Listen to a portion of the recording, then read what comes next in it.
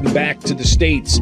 Now it's time for America's Talking with headlines from across the country. You can find in the description below or in your inbox at thecentersquare.com. Free, again, at thecentersquare.com. Protesters outside churches, synagogues, and other religious places of worship will have to keep a certain distance from places of worship in California. That's after legislation is advancing, where the Center Square California reporter Madeline Shannon reporting this measure from Assemblymember Rebecca Bauer-Kahan. It would require protesters to stay at least 100 feet away from an entrance or exit for a religious facility. Here's the sponsor of that legislation laying out some of their concerns. This is a bill that is a priority of the Legislative Jewish Caucus because, frankly, this is our lives every day when we show up to worship in our synagogues. When I drop my kids off at Sunday school, I drive through a gate that I have to have a clicker for. On the other side is an armed guard. And my kids' doors have been replaced in case an active shooter comes in. This is what it means to worship in a synagogue in 2026. This should feel, and when I was growing up, my synagogue was my second home. It was one of the places I felt most safe. And yet today we live in a world that is divided, full of hate, not just of the Jewish community. I'm just speaking of my own lived experience, where houses of worship no longer feel as safe as they should.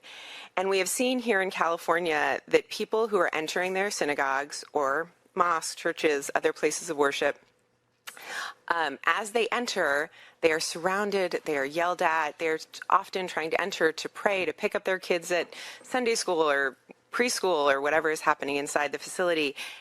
Now, also at that hearing, opponents, they testified that the public ways like sidewalks where protesters often gather, they're assembling outside a place of worship protected by the U.S. Constitution to be able to protest. And other news from across the country, an interesting story out of Ohio where a mother, Central Ohio mother, apparently reported her son's activity to local police, leading to a breakup of a terror plot to create chaos at Sunday's UFC fight on the White House lawn. It's according to multiple reports. The Center Square regional editor J.D. Davidson reporting a federal affidavit said Tyson Proper was arrested Wednesday after his mom called the Danville Police Department and the Knox County Sheriff's Office, raising concerns about her son's recent conduct, including firearm purchases and communications with certain individuals online. The mother telling law enforcement that her son recently used $3,000 from his graduation money to buy camping gear, food, ballistic plates, a new shotgun, a rifle, lots of ammunition, and extra magazines. And that was all part of a plot the FBI says that they uncovered after discovering it last week. The plot involved using drones to attack the UFC fight on the White House lawn. Now, Chicago faces an ongoing lawsuit over a tax ordinance on social media platforms that was imposed 4 months ago, but city officials said this week they have confidence in its legality. A measure also already bringing in substantial revenue. Here's Chicago Mayor Brandon Johnson talking about the above expected revenues and the tune of $49.2 million it could bring in, rather than previously estimated at $31 million. By making sure that we pass innovating, progressive revenue streams like the first of its kind, the Social Media Amusement Responsibility Tax, or the SMART tax. We can fund critical services like our mental health clinics and our crisis response teams. We're seeing what's possible when we challenge these big tech corporations to pay their fair share.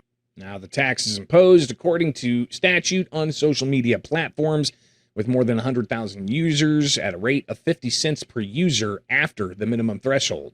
The Center Square reporter Sean Reed reports millions of dollars in revenue has yet to be counted towards the city's budget. The state's reason for not being counted is because of ongoing litigation, according to city officials. Now, similar policy passing through the Illinois General Assembly back in May, seeking to tax the platforms statewide.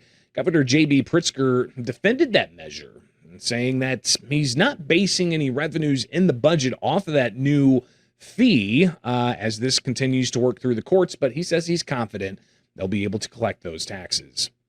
I don't know if I would use the word conservative, but I would say prudent. I have been over the many years about not counting revenue that we don't know that we're going to get. And you may have noticed that, as it turns out, we've had more revenue in most years than we have expected, in part because we've tried to make sure that we're not overestimating. So I don't want anybody to think that we're just making numbers up from here and there. We, in fact, didn't include, as you pointed out, on things like the digital ad tax and things like that, because we're a little unsure about what could result from there. We feel much more confident about the social media platform fee. Now, NetChoice, a trade group representing industry giants like Meta and X, they filed a lawsuit against Chicago in March on the grounds the city isn't allowed to place an amusement tax on the companies. A representative for the group telling the Center Square that the group may also sue the state over other legislation, which has to do with safety of children online.